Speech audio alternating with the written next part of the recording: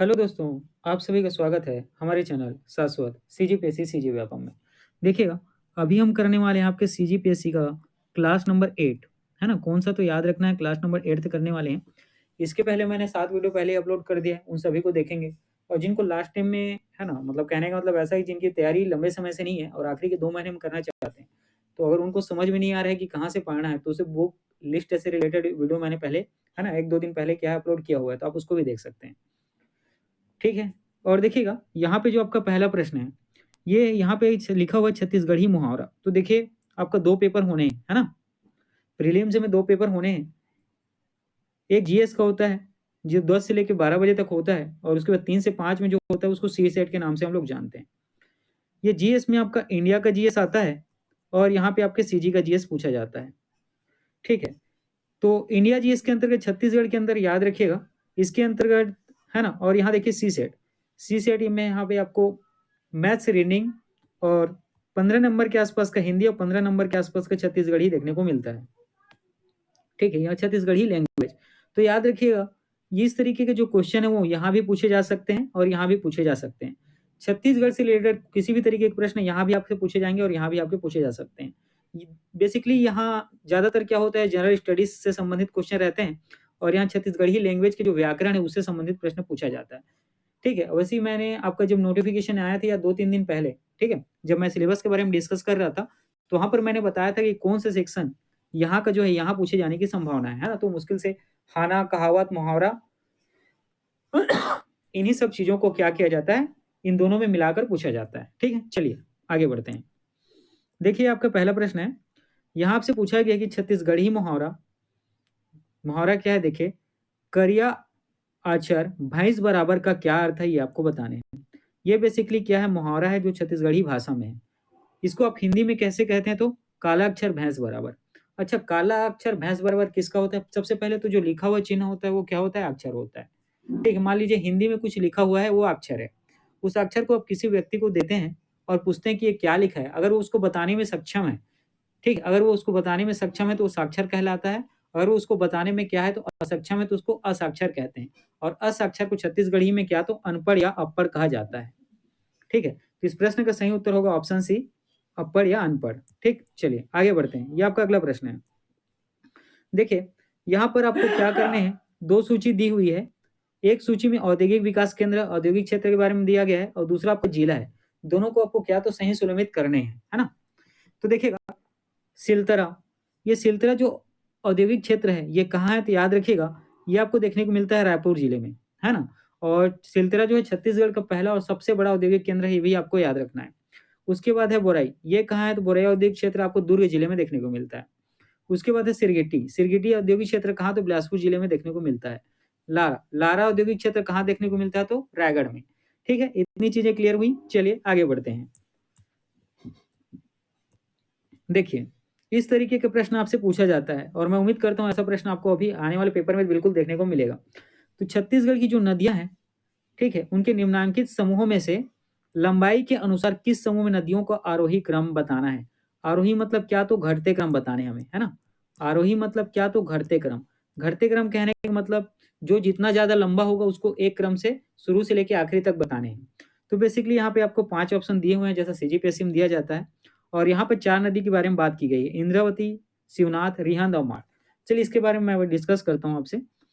शिवनाथ नदी, शिवनाथ नदी की कुल लंबाई कितनी है, तो याद रखना है 290 किलोमीटर। कितना, तो 290 किलोमीटर।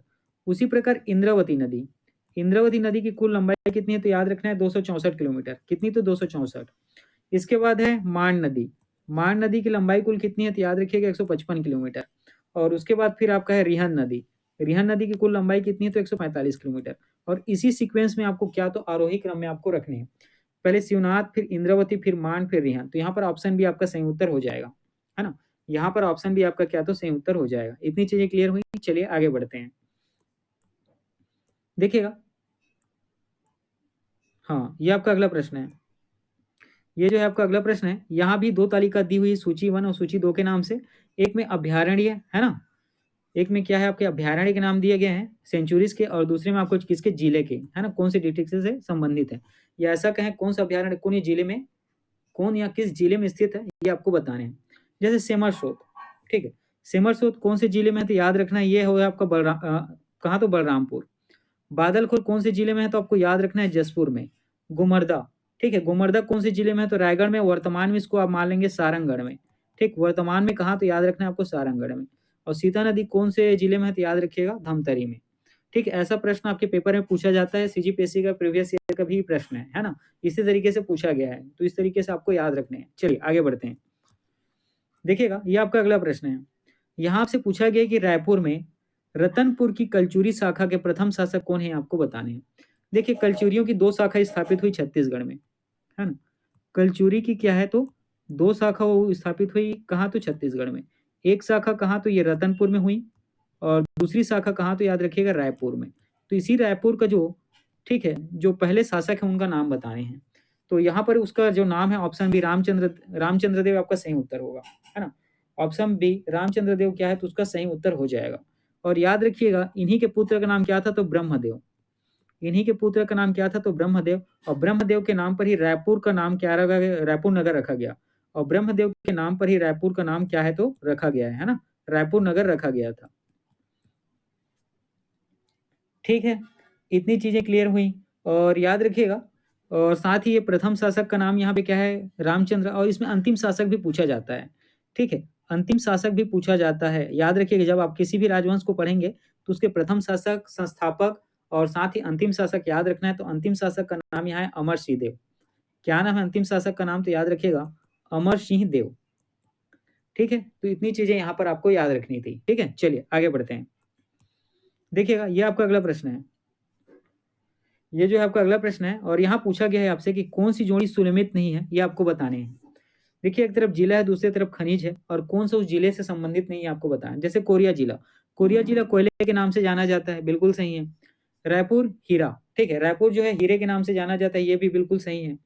ठीक है, उसके बाद है आपका, एक मिनट, है ना, देखते हैं इसके बारे में। ठीक, रायगढ़, रायगढ़ जो है लोह अयस्क।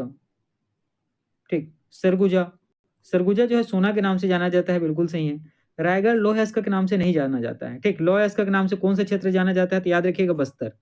लौह अयस्क के नाम से कौन सा क्षेत्र जाना जाता है, तो याद रखिएगा बस्तर का बैला डीला वाला क्षेत्र, है ना, बस्तर का बैला डीला वाला क्षेत्र है। ठीक है, तो इतनी चीजें आपको याद रखनी है। चलिए आगे बढ़ते हैं, और साथ ही याद रखिएगा, एक मिनट, ये वाले को पहले मैं, ठीक। और रायगढ़ के बारे में आपको बेसिकली याद रखिएगा, ये इंडस्ट्रीज के नाम से जाना जाता है, कोयले के नाम से अब जाना जाएगा, जैसे यहाँ पे प्रोजेक्ट जो है चालू होगा, है ना, प्रोजेक्ट यहाँ पे क्या है, अभी लंबित है। ठीक है, उसके बाद याद रखने के रायगढ़ के बारे में एक सांस्कृतिक राजधानी है। छत्तीसगढ़ की सांस्कृतिक राजधानी कौन है, तो याद रखिएगा रायगढ़। ठीक है, अचानक याद आता है तो ये चीज मैं आपको बता देता हूँ। ठीक है, चलिए आगे बढ़ते हैं। देखिएगा, ये आपका अगला प्रश्न है। ठीक है, ये बेसिकली कहाँ से प्रश्न है, तो याद रखिएगा छत्तीसगढ़ के पंचायती राज से संबंधित प्रश्न है। यहाँ जो राज्य निर्वाचन आयोग है, जो क्या करता है पंचायती चुनाव का, है ना, पंचायती चुनाव का कार्यान्वयन उनके हाथ में रहता है, उनके, है ना, नियम या उनके शर्तों के अनुसार ही क्या होता है, चुनाव किया जाता है।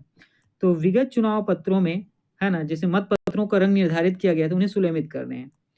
जैसे देखिए, नीला जो मत पत्र है वो किसके लिए था, गुलाबी किसके लिए था, सफेद किसके लिए था, और पीला किसके लिए था, इसको आपको बताने हैं। जैसे नीला रंग, नीला रंग का मत पत्र किससे संबंधित होता है। ठीक है, यहाँ पर आपसे दिया गया है नीला रंग। ठीक है, नीला रंग का मत पत्र किससे संबंधित होता है, तो ये आपको याद रखने हैं जनपद पंचायत सदस्य से। किनके, तो जनपद पंचायत सदस्य से। एक मिनट, एक मिनट, देखिए, ये जो नीला रंग है ना, नीला रंग है, ये किससे संबंधित होता है, तो याद रखिएगा सरपंच से। ठीक है, जो गुलाबी है ये किससे संबंधित रहता है, तो याद रखिएगा जिला पंचायत सदस्य से। उसी प्रकार सफेद, ठीक है, उसी प्रकार सफेद जो है ये किससे संबंधित है, तो पंच के मतपत्र से। और पीला जो है जनपद पंचायत सदस्य से, है ना, किससे, तो जनपद पंचायत सदस्य से। तो इस हिसाब से आपका ऑप्शन सी सही उत्तर हो जाएगा, है ना। जो नीला मतपत्र है ये सरपंच का रहता है, गुलाबी मतपत्र जिला पंचायत के सदस्य का रहता है, सफेद मतपत्र तो जो है किसका रहता है, पंच का रहता है, और पीला जो है जनपद पंचायत सदस्य का रहता है।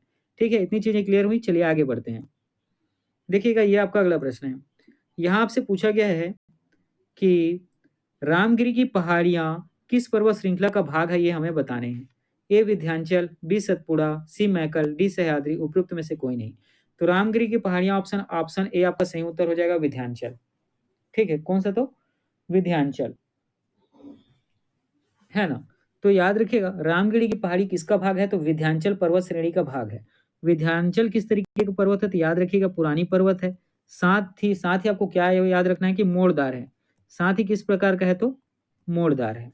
ठीक है, इतनी चीजें याद रखना है। उसी प्रकार विंध्याचल जो है, याद रखिएगा, ये जो है हमारे, ठीक है, उत्तर भारत और, ठीक है, उत्तर भारत और दक्षिण भारत का विभाजक का काम करता है। ठीक है, और दक्षिण भारत का विभाजक का काम करता है। ठीक, ये जो विंध्याचल है पर्वत श्रेणी है, उत्तर भारत और दक्षिण भारत को विभाजित करने का काम करता है। ठीक है, इतनी चीजें क्लियर हुई। चलिए आगे बढ़ते हैं। देखिएगा, ये आपके करेंट के कुछ इंपॉर्टेंट प्रश्न है ना। देखिएगा, यहाँ जो कैबिनेट मीटिंग हुई उसमें निर्णय लिया गया, दिल्ली के, है ना, दिल्ली में जो मेट्रो चल रहा है उसका चरण 4 के बारे में परियोजना। ठीक है, दिल्ली का जो मेट्रो चल रहा है उसका चौथा चरण, और ये रिडाला कुंडली कॉरिडोर को मंजूरी दी गई है। ठीक है, ये क्षेत्र है, आपको याद रखना। रिडाला से कुंडली जो कॉरिडोर के क्षेत्र है, इसको क्या, तो दिल्ली मेट्रो के चौथे चरण में मंजूरी दी गई है। और इसकी परियोजना की लागत कितनी आएगी? तो 6,230 करोड़ रुपए, है ना। इस जो चौथा चरण है, दिल्ली चौथा चरण है ना, जो इस कॉरिडोर है, इसको बनाने में कितना खर्च आएगा? तो 6,230 करोड़ रुपए। ठीक है, और इस मंजूरी की तिथि याद रखिए कि 4 वर्ष में इस काम को पूरा करने के लक्ष्य रखा गया है ना। 4 वर्षों में इस काम को पूरा करने का लक्ष्य रखा गया है। कुल लंबाई देखिए यहाँ पे 26.463 किलोमीटर लंबा कॉरिडोर होगा, और 21 स्टेशन इसके अंतर्गत शामिल होंगे, है ना। तो दिल्ली का जो मेट्रो चौथा है, ये कुल कितने किलोमीटर रहेगा? तो याद रखिएगा 26.43 किलोमीटर, और 26.43 किलोमीटर में कुल कितने स्टेशन रहेंगे? तो याद रखिएगा 21 स्टेशन रहेंगे। 4 साल में पूरा करने का लक्ष्य रखा गया है। परियोजना की लागत 6,230 करोड़ रुपए, और कहाँ से कहाँ तक? तो रिठाला से कुंडली तक, है ना। रिठाला नाम की जगह से कुंडली तक। ठीक है, चलिए आगे बढ़ते हैं। देखिएगा, ये आपका अगला प्रश्न है। यहाँ पे देखिए, दिल्ली मेट्रो का चरण 4 परियोजना में ही, है ना, ठीक है, रिठाला से कुंडली कॉरिडोर को क्या, तो मंजूरी दी गई है। और याद रखिए, दिल्ली मेट्रो का विस्तार हो रहा है कहाँ तक? तो याद रखिएगा हरियाणा में, है ना। दिल्ली मेट्रो का विस्तार कहाँ हो रहा है? तो याद रखना है आपको, हरियाणा में। ठीक है, चलिए आगे बढ़ते हैं। ठीक, ये आपका अगला इंपॉर्टेंट न्यूज़ है। देखिएगा, जो सेंजल तूफान, जिसके बारे में मैंने आपको वीडियो में कई बार बताया हुआ है ना, करंट अफेयर में। तो ये जो फेंजल तूफान है ना, माफ करिएगा, सेंजल कह दिया था मैंने, है ना। फेंजल तूफान, ठीक है, जो फेंजल चक्रवात आया था, इसके बारे में मैंने लगातार आपको 2-3 वीडियो में बताया है। ठीक है, तो देखिए, जो तटवर्ती इलाके होते हैं भारत के, वहाँ जो है इन चक्रवात का बहुत ज़्यादा असर होता है। और इसी में जो तमिलनाडु स्टेट है हमारा, ठीक है, तमिलनाडु स्टेट में जो ये फेंजल तूफान है, इसके कारण क्या हुआ? बहुत ज़्यादा नुकसान हुआ, जिसके कारण गृह मंत्रालय ने ऐसा ऐसा कहें, ठीक है, केंद्र सरकार ने तमिलनाडु को राहत के लिए, ठीक है, जो आपदा आया था, चक्रवात का आपदा आया था, उसे राहत के लिए 944 करोड़ 80 लाख रुपए देने का क्या किया है? घोषणा किया है ना। 944 करोड़ 80 लाख रुपए देने का क्या, तो घोषणा किया गया है। किसके द्वारा? तो गृह मंत्रालय द्वारा या केंद्र सरकार द्वारा, सीधा सा। ठीक, चलिए आगे बढ़ते हैं। देखिएगा, ये आपका अगला इंपॉर्टेंट न्यूज है। यहाँ 85 नई केंद्रीय विद्यालयों को मंजूरी दी गई है। कितनी? तो 85। ठीक है, और याद रखिएगा, इनका क्षेत्र क्या रहेगा? सिविल और रक्षा क्षेत्र। ठीक है, ये जो 85 नए केंद्रीय विद्यालय खुलेंगे, इनका क्षेत्र कौन सा रहेगा? तो सिविल और रक्षा क्षेत्र, है ना। और साथ ही आपको याद रखना है, जितने मौजूदा, हाँ, केंद्रीय विद्यालय हैं जो कर्नाटक में, ठीक है, शिमोगा कर्नाटक क्षेत्र में, उनकी कक्षाओं में 2 अतिरिक्त खंड जोड़ने की स्वीकृति भी दी गई है। ये कहाँ के लिए है? तो कनाडा के शिमोगा क्षेत्र के लिए। ठीक है, चलिए देखिए, ये इंपॉर्टेंट न्यूज है। देखिए, 231 करोड़ रुपए का टेंडर जारी हुआ है। किसके लिए? हमारे छत्तीसगढ़ के सबसे बड़े हॉस्पिटल, जिसका नाम है अम्बेडकर हॉस्पिटल। इसमें जो है बेडों की संख्या कितनी करेगी? 700 बेड। ठीक है, 700 बेड बनाए जाएंगे। ठीक है, तो 700 बेड इसके लिए क्या है, तो बनाए जाएंगे। इसके लिए 231 करोड़ रुपए की टेंडर जारी किया है। कौन से हॉस्पिटल में? तो याद रखना है, अम्बेडकर हॉस्पिटल के लिए। ठीक, चलिए देखिएगा, ये आपका है ना। देखिए, जो 85 केंद्रीय, है ना, विद्यालय की घोषणा की गई, इसमें 4 छत्तीसगढ़ को भी मिलने वाले हैं, है ना। 4 जो है छत्तीसगढ़ को मिलने वाले हैं। और इसमें से कहाँ-कहाँ, एक मुंगेली में, एक सूरजपुर में, एक बेमेतरा में, एक हसौद में। याद रखना ये चारों क्षेत्र में। कहाँ तो? मुंगेली में, सूरजपुर में, बेमेतरा और हसौद में। यहाँ 4 केंद्रीय विद्यालय खोले जाएंगे। इन 85 में से 4 हमारे छत्तीसगढ़ में भी शामिल है, मुंगेली, सूरजपुर, बेमेतरा और हसौद में। चलिए आगे बढ़ते हैं। साथ में आपको याद रखना है, देखिए, नेफ्रिथोमाइसिन बनी देश की पहली स्वदेशी एंटीबायोटिक। हमारे देश की खुद की जो एंटीबायोटिक है वो पहली कौन सी है? तो याद रखिएगा, नेफ्रिथ्रोमाइसिन, है ना। इसको आपको याद रखना है, ये हमारे देश की पहली स्वदेशी एंटीबायोटिक है। चलिए देखते हैं, आपका है पीएम सूर्य योजना, जिसको क्या कहा जाता है? मुफ्त बिजली योजना के नाम से जाना जाता है। याद रखना है आपको, है ना। पीएम सूर्य योजना, इसको क्या तो मुफ्त बिजली योजना के नाम से जाना जाता है। ये 15 फरवरी 2024 को हमारे प्रधानमंत्री नरेंद्र मोदी द्वारा लॉन्च किया गया, है ना। 15 फरवरी 2024 को हमारे प्रधानमंत्री नरेंद्र मोदी द्वारा क्या तो लॉन्च किया गया था, आपको याद रखना है। और ये आपको याद रखना है, जो पीएम सूर्य योजना है ना, जो मुफ्त बिजली योजना है, दुनिया की सबसे बड़ी घरेलू रूफटॉप सौर पहल है ना। पूरे विश्व की सबसे बड़ी घरेलू रूफटॉप सौर पैनल, है ना। इसको क्या करते हैं आप? घर के रूफ पे, मतलब छत पे क्या करते हैं? लगाते हैं, इंस्टॉल करवाते हैं। और 2027 तक 1 करोड़ घरों में सौर ऊर्जा प्रदान करना इसका लक्ष्य है ना। पीएम सूर्य घर या मुफ्त बिजली योजना का लक्ष्य क्या है? 2027 तक, ठीक है, 1 करोड़ घरों में सौर ऊर्जा प्रदान करना। और याद रखिएगा, अभी की केवल 9 महीने हुए हैं और 6.3 लाख इंस्टॉलेशन अभी पूरे हो चुके हैं, ठीक है। अभी के डेट में आपको याद रखना है 6.3 लाख इंस्टॉलेशन जो है क्या है तो पूरे हो चुके हैं। चलिए आगे बढ़ते हैं। ठीक, ये नहीं तो हम लोगों ने देख लिया। चलिए ये देखते हैं,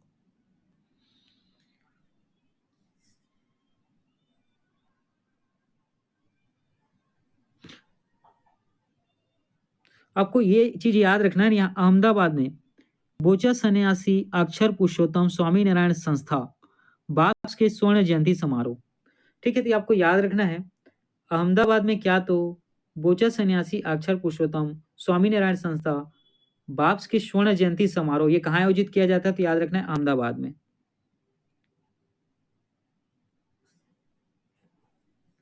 ठीक है, इतनी चीजें क्लियर हुई। उसके बाद और इसमें कुछ इंपॉर्टेंट चीज है क्या? देखिएगा, हाँ, ये आपको पढ़ना है कि भारत का विदेशी मुद्रा भंडार जो है 1.5 अरब डॉलर बढ़कर 658 मिलियन डॉलर से अधिक हो गया है ना। कितना बढ़ा है? तो 1.5 अरब डॉलर बढ़कर कितना हो गया है? तो आपको याद रखना है कि भारत का विदेशी मुद्रा भंडार जो है वर्तमान में दिसंबर में कितना है तो 58 बिलियन डॉलर हो चुका है या उससे अधिक हो चुका है, ठीक है। और याद रखिएगा, जूनियर महिला हॉकी एशिया कप वर्तमान में चालू हुआ है और ये कहाँ हो रहा है? तो ओमान की राजधानी मस्कट में, ठीक है। जूनियर महिला हॉकी एशिया कप वर्तमान में चालू हुआ है और कहाँ हो रहा है? तो ओमान की राजधानी मस्कट में, ठीक है। चलिए आगे बढ़ते हैं। देखिए आपको ये बताने हैं, है ना, when was the first session of Lok Sabha of independent India held. जब भारत स्वतंत्र हुआ तो स्वतंत्र का पहला जो है लोकसभा किस तारीख को आयोजित हुआ था, ये आपको बताने हैं। ये आपको लोकसभा सत्र कब आयोजित हुआ था ये आपको बताने हैं, ठीक है। इसको आप आंसर करना कमेंट बॉक्स में, ठीक है। देखिए यहाँ साथी पोर्टल है, यहाँ बेसिकली क्या होता है तो जो विद्यार्थी हैं उनकी प्रतियोगिता परीक्षाओं की, है ना, तैयारी के लिए जो सुलभ है उन सब चीज़ों के यहाँ पे चीज़ें बेसिकली ये क्या है कि साथी पोर्टल का संबंध क्या है, जो प्रतियोगी परीक्षाओं की तैयारी करने से संबंधित है उससे रिलेटेड लेक्चर रहेंगे, है ना। जितने भी अलग अलग प्रतियोगी परीक्षाएं हैं, जैसे IIT हो गया, एम्स से रिलेटेड, JEE नीट SSC, है ना, इन सब चीज़ों का यहाँ पे बेसिकली आपको साथी पोर्टल के बारे में याद रखना है कि एजुकेशन से है और ये करता क्या है तो प्रतियोगिता परीक्षा की तैयारी कराता है, बस इतना ही, ठीक है। ये आपका अगला है, देखिए इसके बारे में मैंने तो अभी तो आपको बताया, ठीक है, उतना इंपॉर्टेंट नहीं है, खैर आपको पता होगा। और ये है आपका PMAYJ, ठीक है। ये आपका क्या? प्रधानमंत्री आवास योजना, ठीक है। प्रधानमंत्री आवास योजना जो ग्रामीण है, तो याद रखिएगा 18 राज्यों में 38 लाख घर आवंटित किए गए हैं, है ना। 2023-24 में लगभग कितने तो 38 लाख घर आवंटित किए गए हैं, ठीक है, याद रखना है। 18 राज्यों के लिए 2023-24 में कितना तो 38 लाख घर आवंटित किए गए हैं। ये कौन सा है? तो याद रखिएगा ग्रामीण है ना। कौन सा? तो आपको याद रखना है ग्रामीण है, ठीक है। चलिए आगे बढ़ते हैं। देखिए लास्ट क्वेश्चन, चलिए आपका क्लास इतना ही, पढ़ते रहिए।